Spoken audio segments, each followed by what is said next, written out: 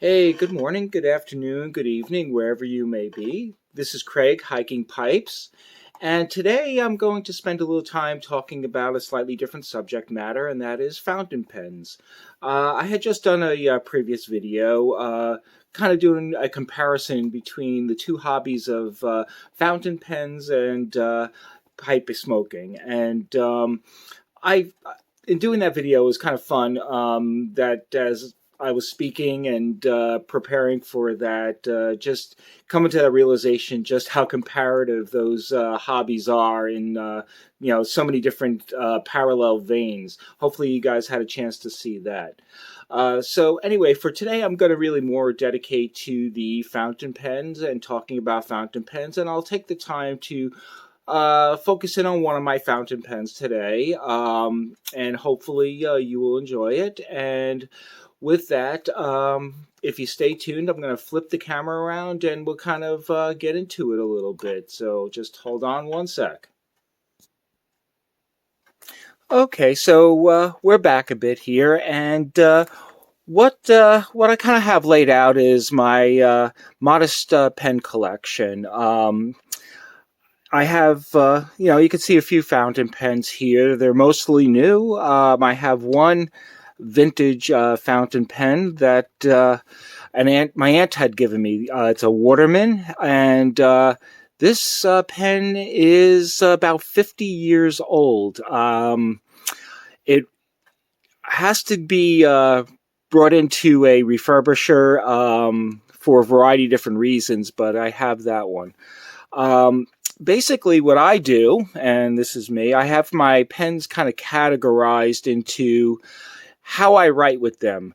The ones kind of over here are really dedicated to leisure writing.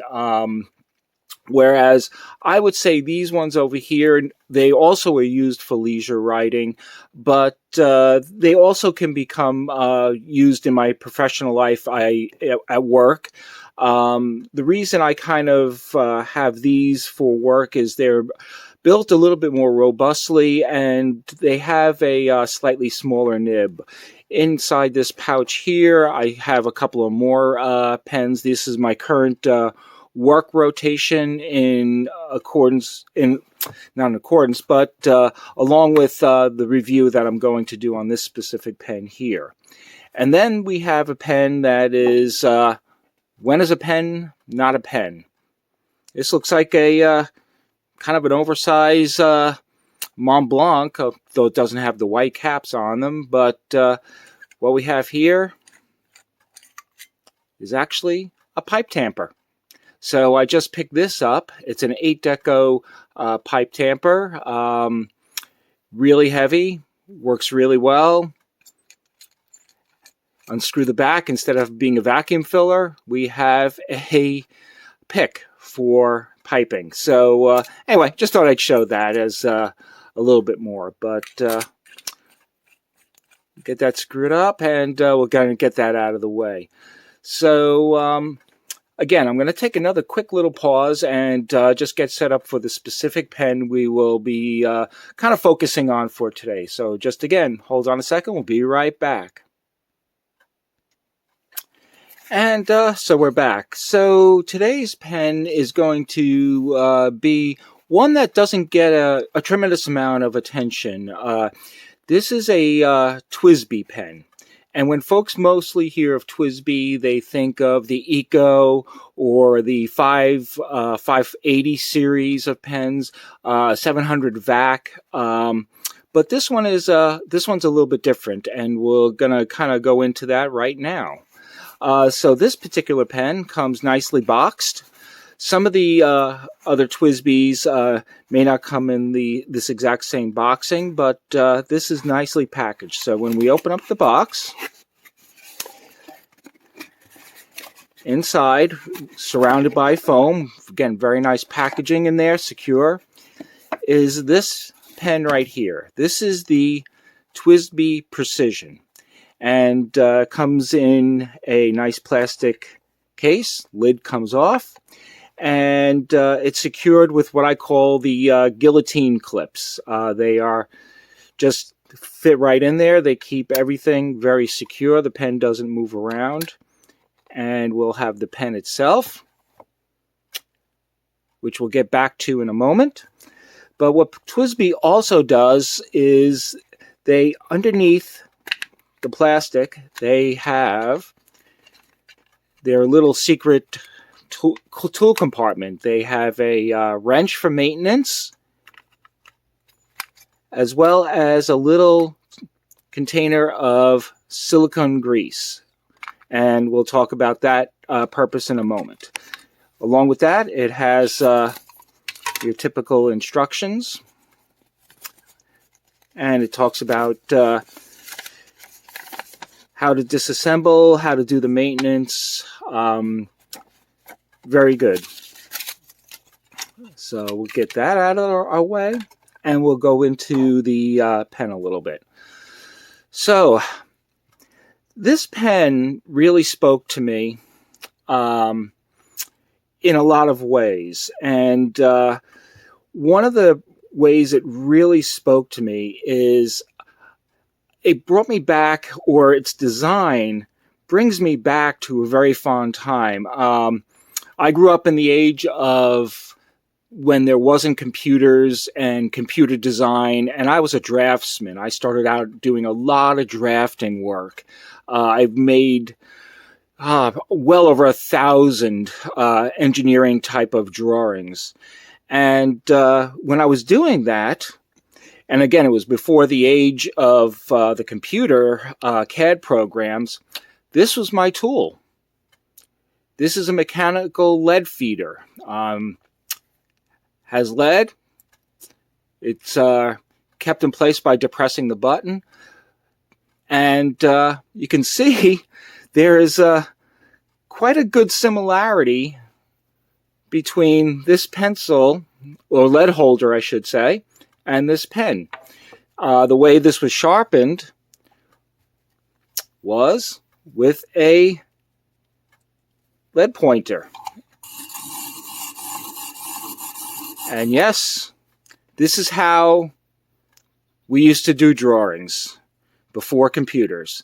We had all of those templates and French curves and triangles and so forth. And so when I saw this pen, it really brought me right back to that design. So going over the parts of the pen, it is a all-metal pen, anodized aluminum with stainless steel clip.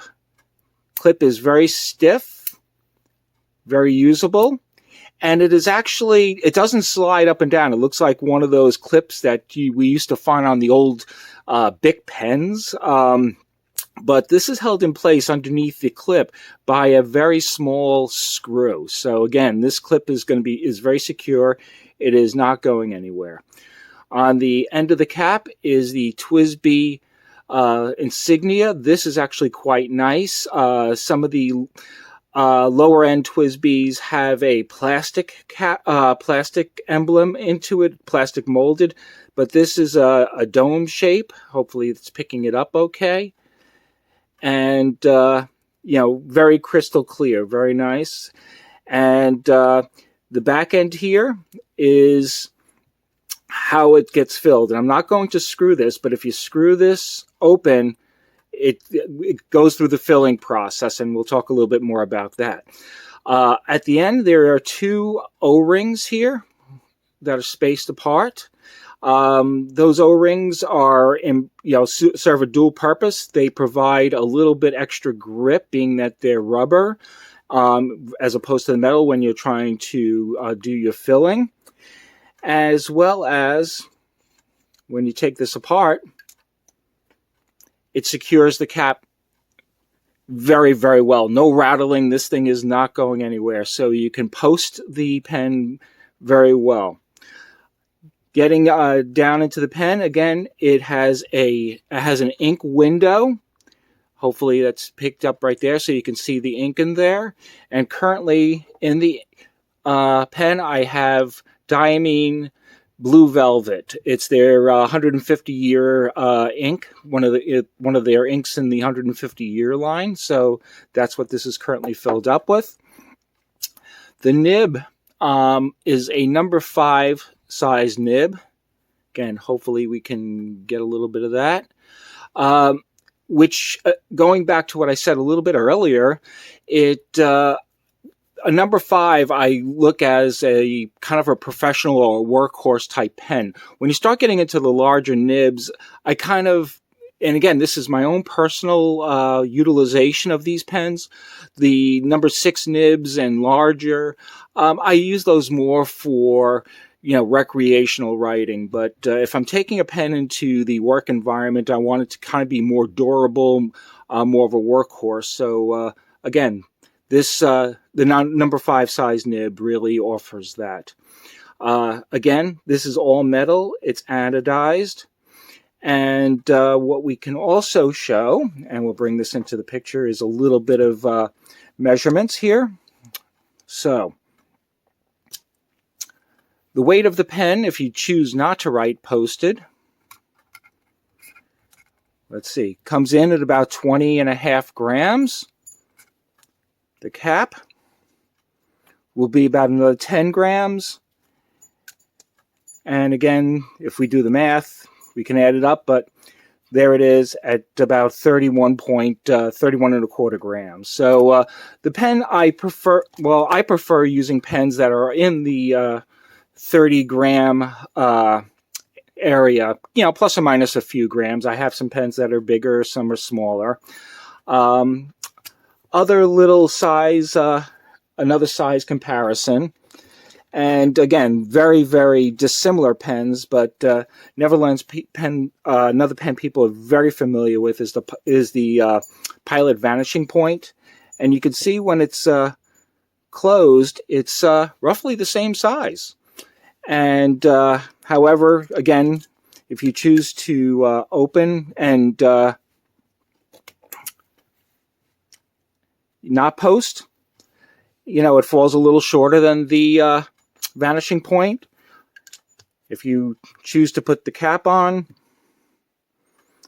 you can see it's definitely gets longer. But I don't find it really gets back weighted at all. I think it sits very comfortably in the hand, and I could use this. I use this continuously at work. So I will also again use this for more leisure writing. So with that being said, we'll take a look at some writing. What I'm using is Tomoe River paper. This is the 68 GSM Tomoe River. It's not the 53 GSM. So it's a little more durable, and it doesn't quite have the same sheening properties, but again, that's not what I'm looking for here. So with that, this is the, if I can get this here.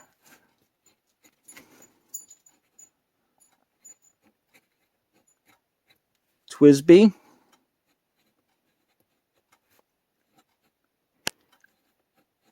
Precision. And this is a fine steel nib. And most of my writing is using fine nibs. I tend to write a little bit smaller, although I'm writing a little bit bigger here. This particular nib, you will not get a lot of variation. It's not very flexible, but it is smooth. And as far as wetness is concerned, pretty good wetness for a fine nib. As far as some writing, now I'm going to use a phrase that's commonly used, and we'll talk about that also in a moment. But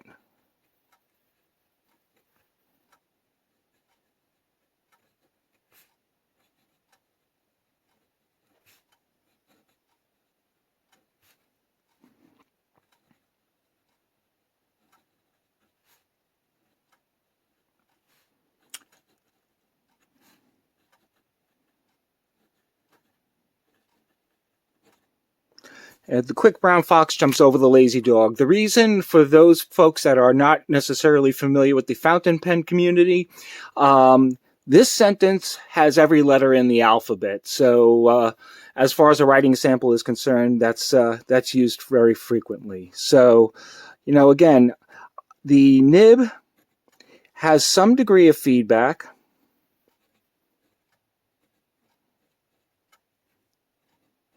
But I would not call this scratchy by any means. It is a fine nib, so you're always going to get feedback with a fine nib.